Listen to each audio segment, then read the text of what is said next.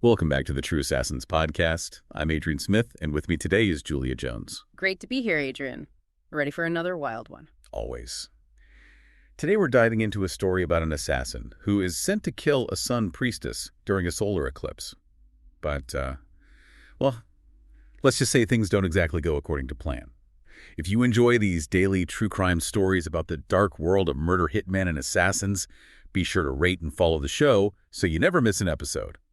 We're bringing you the most addictive true crime stories out there. So this assassin we're talking about today, he's completely cold-blooded. He gets the order to take out this priestess, and he has to do it during the eclipse. It's such a fascinating setup. You have this assassin who views the world in such a black and white way. You know, to him, the priestess and her faith, it's all just superstition. And this hit, it's just another job to get done.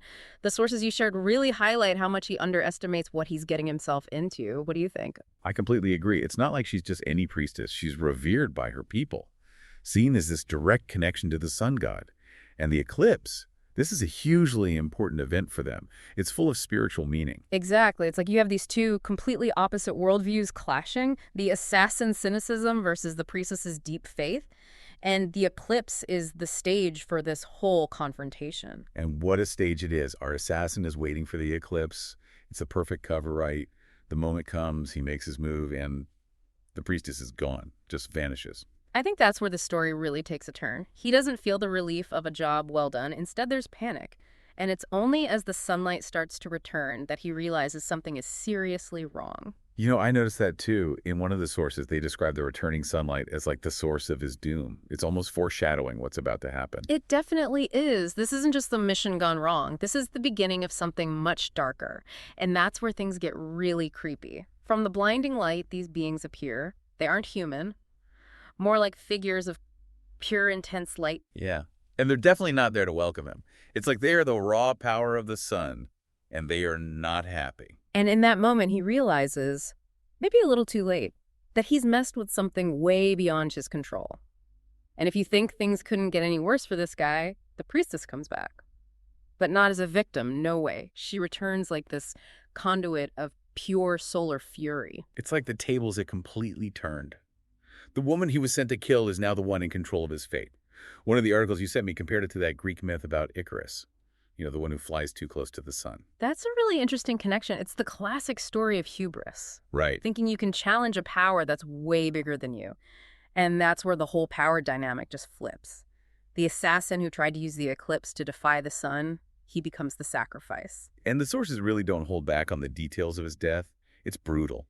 He's basically burned alive from the inside out. One text described his body as like a grotesque mockery of the eclipse he tried to manipulate. Such a powerful image. This assassin's order was all about control, rising above superstition. But in the end, it was the sun, this ancient, indifferent force that held all the power. There's definitely a certain irony to it.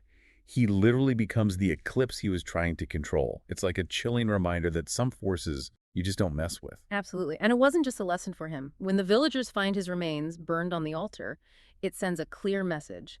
Don't question the power of the sun or its chosen representative. And the priestess really takes control at that point.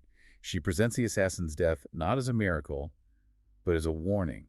She basically says the sun demands respect, not just blind worship. It's a subtle but important distinction. She's not just pushing blind faith, but acknowledging the very real power of the sun, the consequences of disrespecting it. It's a fascinating kind of pragmatism. This whole story is like a morality tale, a warning about hubris, pushing the boundaries of human control in the face of something so much greater than ourselves. And it definitely had a lasting impact. The legend of this foolish assassin spread far and wide. It didn't just create blind faith, but a healthy dose of fear of the sun's power. It makes you wonder, what other forces are we underestimating today? That's a great question. The suns in our own lives, the things we think we can control, but are ultimately way more powerful than we could imagine. Definitely something to think about. One of the articles you sent talked about examples of modern-day sun worship and rituals. Do you see any parallels to this ancient story in those examples? Yeah, I think you're right. Maybe instead of trying to control the unknown, we should try to understand it and respect its power. I think so. Yeah. It's a powerful lesson that this story really drives home. It really does. Well, Julia, this has been a fascinating look at a chilling story. Thanks for sharing your insights with us. Always a pleasure, Adrian. And to everyone listening, thank you for joining us on the True Assassins podcast. If you enjoyed this episode, be sure to rate and follow the show for more addictive true crime stories. We'll be back tomorrow with another epic mystery. So until then, stay curious and stay safe.